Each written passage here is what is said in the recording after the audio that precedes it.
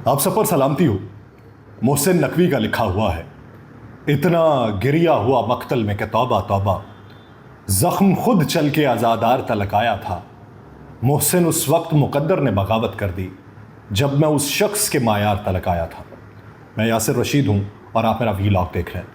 नाज़रीन, पाकिस्तान के सियासी मंजरनामे में गिरफ्तारियाँ जो हुई, उन्हीं गिरफ्तारियों के तसलसल के अंदर जो चीज़ें देखने में आई, उससे वफाकी हुकूमत एक जाम के अंदर मुब्तला होने लगी है। उसे ये गुमान होने लगा है कि शायद सारा कुछ उनकी बेहतरी के लिए हो रहा है, शायद ये हुकूमत जो है ये देर पार टिक जाएगी। इसी वजह से मियां नवाज शरीफ साहब भी बोल रहे हैं। लेकिन इस व्लॉग के अंदर आपको हक़ाइक़ ये बताने हैं कि पाकिस्तान तहरीक इंसाफ के अंदर जो एक बड़ा ग्रुप बनने की बाज़गश सुनाई दे रही थी, और जिसको मैं ये कह रहा था, कल के दिन भी मैंने कहा कि कभी कभार होता है कि रवाबित ना होने की वजह से बेशुमार जो ताल्लुकात हैं वो भी मुतासिर होते हैं, और रवाबित ना होने की वजह से बेशुमार बेचैनियाँ भी बढ़ती हैं और कुदूरतें भी बढ़ती हैं, लेकिन वो एक वाज़ेह डायरेक्शन आने के बाद ख़त्म भी हो सकती हैं। उसका हवा जो है वो ख़त्म हो सकता है। और आज ये देखने में आया कि पाकिस्तान तहरीक इंसाफ में जो मामला चल रहे थे शकील खान को लेकर,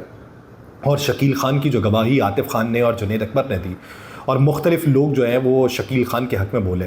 जिस तरीके से कल शौकत यूसुफ़ज़ई से मेरी बातचीत हुई और मैंने उनसे पूछा कि ये क्या मामलात हैं, कि एक सूबे के अंदर ये तमाम मामलात चल रहे थे, तो उन्होंने कहा कि ये देखना होगा, कुछ लोगों ने एफिडेविट दिए हुए हैं, वो पार्टी को भी नुकसान पहुंचा सकते हैं। हमें ये देखना है कि ज़ाती तौर पे कोई नुकसान पहुंचाना चाह रहा है या पार्टी को कोई नुकसान पहुंचाना चाह रहा है या अपने तहफ़्फ़ुज़ात को कोई सामने रखना चाह रहा है। यानी इससे ये तासुर मिलता है कि पार्टी की जो सीनियर लीडरशिप है वो भी ये सोचती है कि कहीं ना कहीं पे पार्टी को नुकसान पहुंचाया जा रहा है, और पार्टी को जो नुकसान पहुंचा रहे हैं वो शरपसंद अनासिर जो हैं वो किसी और के कहने पे नुकसान पहुंचा रहे हैं, अपने मफादात के लिए नुकसान नहीं पहुंचा रहे, किसी के मफादात का तहफ़्फ़ुज़ करते हुए वो नुकसान पहुंचाना चाह रहे हैं। और इस ज़मन के अंदर उन्होंने ये भी कहा कि अली अमीन गंडापुर को भी ये सोचना चाहिए कि सोलो फ्लाइट से काम नहीं चलेगा, सीनियर सियासतदानों को एडजस्ट करना पड़ेगा काबीना के अंदर, फिर ही मामला जो हैं वो अफ़हाम तफ़हीम से हल हो सकते हैं। और इसी की बिना के ऊपर आज जो है बानी पाकिस्तान तहरीक इंसाफ इमरान खान से जेल के अंदर जो मुलाकात हुई रहनुमाओं की, और उन्होंने उसके अंदर जो बातें की, उसमें उन्होंने ये कहा कि एक तो उन्होंने तरदीद कर दी वो उस बात की जो कहा जा रहा था कि व्हाट्सएप के ज़रिए रवाबित होते थे, तो उन्होंने कहा जी कि यहाँ पर तो जैमर्स लगे हुए हैं, तो जैमर्स लगे होने के बावजूद भी किस तरीके से राबिता हो सकता था।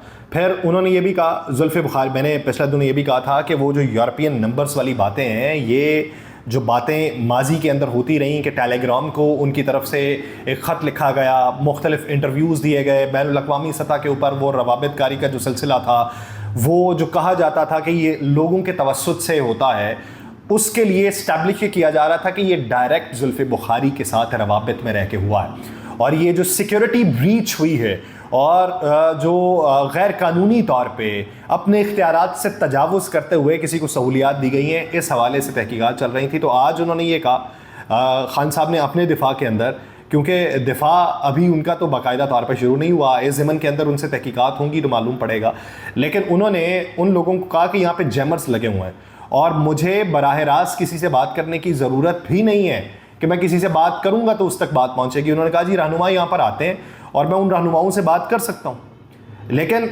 मैं उस दिन कि जिस दिन deputy superintendent Adiala jail Mohammad Akram तबादला किया गया था, और उस दिन खान साहब ने ये बात की थी कि इन्होंने डिप्टी सुपरिटेंडेंट का भी तबादला कर दिया है और इन्होंने एक ऐसे शख्स को ला के बैठाया है जो खिलाफ कानून मेरे साथ जो है वो ज़्यादती करेगा। ये उस दिन खान साहब ने बात की थी। तो मैंने उस दिन कहा कि कहीं पर इन्हें अगर कानून के दायरे के अंदर भी चीज़ें मिल रही थी तो ये अपने लिए मुश्किल पैदा कर लेंगे।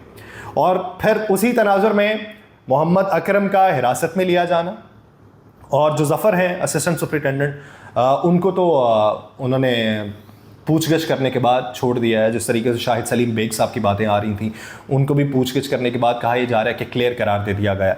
लेकिन आज जो उन्होंने बात की कि मुझे क्या ज़रूरत है कि मैं किसी से बराह रास्त ताल्लुक़ रखूँ, मैं तो इन लोगों के ज़रिए भी बातें पहुँचा सकता हूँ, तो शायद वो उन लोगों के लिए भी रास्ता जो है वो बंद कर लेंगे। शेर अफजल खान मरवत आज जाके मुलाकात करते हैं, और उस मुलाकात में वो अडियाला जेल के बाहर आके मीडिया से गुफ्तगू करके ये कहते हैं कि मैंने खान के साथ हाथ मिलाया तो खान ने मुझे गले लगाया। हम दोनों ने گلے شکوے کیے ہیں، اپنے اپنے تحفظات کا اظہار کیا ہے. تو خان کے کہنے کے اوپر میں نے جو پارٹی رہنماؤں کے خلاف بیانات دیے تھے میں ان کو واپس لیتا ہوں. میں خان کے کہنے کے اوپر پارٹی کے رہنماؤں کے خلاف نہیں بولوں گا. آج سے پھر ہم شیر و شکر ہو گئے ہیں. جلسے کی ذمہ داری مجھے سونپی گئی ہے. جلسے کے لیے پوری تگ و دو کروں گا، جلسے کے لیے کارکنوں کو مائل کروں گا اور تحریک کو مضبوط کریں گے. دوسری طرف پاکستان تحریک انصاف خیبر پختونخوا کے حوالے سے یا خیبر پختونخوا کی کابینہ کے حوالے سے جو معاملات تھے تو ڈائریکشن خان صاحب کی طرف سے یہ گئی جنید اکبر کو اور عاطف خان کو کہ اگر کوئی معاملات ہیں تو میڈیا میں آ کے بیان کرنے کی بجائے جو تحقیقاتی کمیٹی کرپشن کے خلاف بنائی گئی ہے وہاں پر کریں، ان کو اپنے تحفظات کا اظہار کریں، وہاں پر شواہد پیش کریں، وہاں پر ساری صورتحال کو رکھیں، وہ صورتحال میڈیا کے سامنے نہ رکھیں. لیکن جو پنجاب کی صورتحال ہے، پنجاب کی صورتحال کے حوالے سے جو ڈائریکشن دی گئی اسے کسی حد تک مخفی رکھا گیا ہے. حماد اظہر جو کل میاں نواز شریف صاحب کی پریس کانفرنس کے بعد جواب کے لیے آئے تو اس پہ بہت سارے لوگ جو تھے جو صرف اس طاق کے اندر موجود تھے کہ حماد اظہر کی غیر موجودگی میں انہیں وہ نشست مل سکتی ہے اور وہ کنٹرول سنبھال سکتے ہیں، تو سب سے پہلے عمر ایوب صاحب نے کہا کہ استعفیٰ منظور نہیں کیا جائے گا. حماد اظہر نے جو آ کے میاں نواز شریف صاحب کی پریس کانفرنس کا جواب دیا جس میں انہوں نے یہ کہا کہ میاں صاحب آپ یہ کہتے ہیں کہ آپ کے دور میں ڈالر جو تھا وہ 102 سے 107 روپے تک تھا، تو آپ کے دور سے پہلے وہ 60 روپے پر بھی تھا، 50 روپے پر بھی تھا، 40 روپے پر بھی تھا، تو وہ آپ کے دور میں اس جگہ پہ کیوں پہنچا؟ پھر وہ یہ کہتے ہیں کہ آپ نے یہ کہا کہ میرے دور میں ترقی ہو رہی تھی، تو وہ کہتے ہیں کہ آپ کے دور میں ایکسپورٹس جو تھیں وہ باقاعدہ طور پہ کم ہو رہی تھیں، پاکستان کی انڈسٹری پاکستان سے موو ہو رہی تھی، ہم نے شرائط ترقی کو 6% کے اوپر لے کے آئے تھے، جی ڈی پی گروتھ ہمارے دور کے اندر بڑی تھی.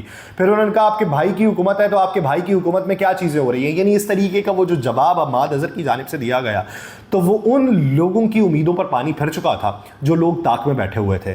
اب پنجاب والی صورتحال کو کسی حد تک مخفی رکھا گیا. پھر آ کے بات کرتے ہیں اس صورتحال کے اوپر کہ جس صورتحال پہ وفاقی کابینہ یہ لگتی ہے کہ وہ کمفرٹ زون میں یا سیف زون میں چلی گئی. اطاعت تارڑ صاحب آتے ہیں اور اطاعت تارڑ صاحب آ کے بیان یہ دیتے ہیں کہ چاہے ثاقب نثار ہو، چاہے جنرل ریٹائرڈ باجوہ ہوں، اگر کوئی ملوث ہے تو اس کے خلاف کارروائی ہوگی، یہ کوئی نہ سمجھے کہ کارروائی نہیں ہوگی. تو سرکار وہ کارروائی آپ نہیں کر رہے، آپ کی حکومت نہیں کر رہی، آپ کی ایما کے اوپر نہیں ہو رہی، وہ ادارے کے اندرونی معاملات کے اوپر ہو رہی ہے. وہ ادارہ جس پہ چاہے گا وہ کارروائی کرے گا، وہ ادارے کے لوگ ادارے کے لوگوں کے بارے میں کارروائی کر رہے ہیں، وہ ادارے کے رولز کے مطابق ہو رہی ہیں، اس میں آپ کا کیا لینا دینا. لیکن اس کو آپ پولیٹیسائز کر رہے ہیں، اپنے لیے استعمال کر رہے ہیں، اپنی بہتری کے لیے اس کا پرچار کر رہے ہیں. وہ آپ کی بہتری کے لیے اس کا پرچار تو ہو نہیں سکتا. جس طریقے سے محمد علی دورانی صاحب یہ کہتے ہیں کہ یہ معاملہ جو ہے یہ گھمبیر ہونے کی بجائے یہ شفافیت کی طرف جائے گا اور منظر نامہ جو ہے وہ کلیئر ہو جائے گا. اس سے بہت سے ابہام دور ہو جائیں گے اور بہت سی چیزوں کے لیے ڈائریکشن مل جائے گی. لیکن وہ سرکار وہ ڈائریکشن آپ کے لیے نہیں ہے. آپ کے معاملات جو ہیں آپ اپنے اندرونی معاملات کو دیکھیے. آپ خواجہ آصف صاحب، ملک احمد خان صاحب، رانا ثناء اللہ صاحب، ان کے بیانات کے تضاد کو دیکھیے. آپ ماضی میں اپنی کیے گی باتوں کے اوپر ذرا غور کیجئے. آپ حکومت میں موجود ایک تگڑی شخصیت جو یہ کلیم کرتی ہیں کہ مجھ سے معافی مانگی گئی، اس بارے میں ذرا غور کیجئے کہ یہ جو چیزیں ہیں یہ آپ تک تو نہیں آئیں گی، آپ کے گھر تک تو نہیں آئیں گی، آپ سے پوچھ گچھ تو نہیں کی جائے گی، آپ کے گرد گھیرا تو نہیں تنگ ہو جائے گا. یہ آج کچھ چیزیں سراب کے طور پہ آپ کو دکھائی دے رہی ہیں، وہ سراب آپ اس کے قریب پہنچنے تک خود کو سیف رکھ پائیں گے؟ یہ ایک بنیادی سوال. آپ قیمتیں کم کرتے جائیں. آپ نے یہ دیکھا ہے 14 روپے کے قیمت کا کم ہونا، میں یہ مانتا ہوں، ذاتی طور پہ مانتا ہوں، بجلی کی فی یونٹ میں چاہے وہ 1-2 مہینے کے لیے کیوں نہ ہو، 14 روپے فی یونٹ کم ہونا کوئی چھوٹی بات نہیں ہوتی، بہت بڑی بات ہوتی. اور وہ جو آپ نے ریلیف دیا ہے وہ بہت بڑا ریلیف ہے. چاہے جس مرضی چیز سے آپ نے کٹ لگا کے دیا ہو، کسی اور چیز میں آپ ٹیکس لگا دیں، لیکن بطور ایک بیانیہ، بہت مضبوط بیانیہ. لیکن آپ نے یہ سوچا ہے کہ عوام اب بھی اس پہ خوش کیوں نہیں ہے؟ وہ جو 2-3 روپے بڑھنے پہ چیختے تھے، وہ 14 روپے کم ہونے پہ مسکرا کیوں نہیں رہے؟ کیوں نہیں رہے؟ وہ آپ سے خائف کیوں ہیں؟ یہ سوچا ہے آپ نے کبھی کہ ان کو راحت پہنچانے پر بھی ان کو تسکین کیوں محسوس نہیں ہو رہی؟ وہ آپ سے بد دلی کا شکار ہو چکے ہیں، اور وہ بد دلی کو ختم کرنا وہ آپ کا کام ہے۔ آپ اس پہ توجہ دیں، یہ ادھر ادھر کی باتوں پہ توجہ دینے کی بجائے، کیونکہ بالآخر آپ نے انہی کے پاس جانا ہے اور انہی کو اپنا بیانیہ بیچنا ہے۔ مجھے دیجیے اجازت، اللہ نگہبان۔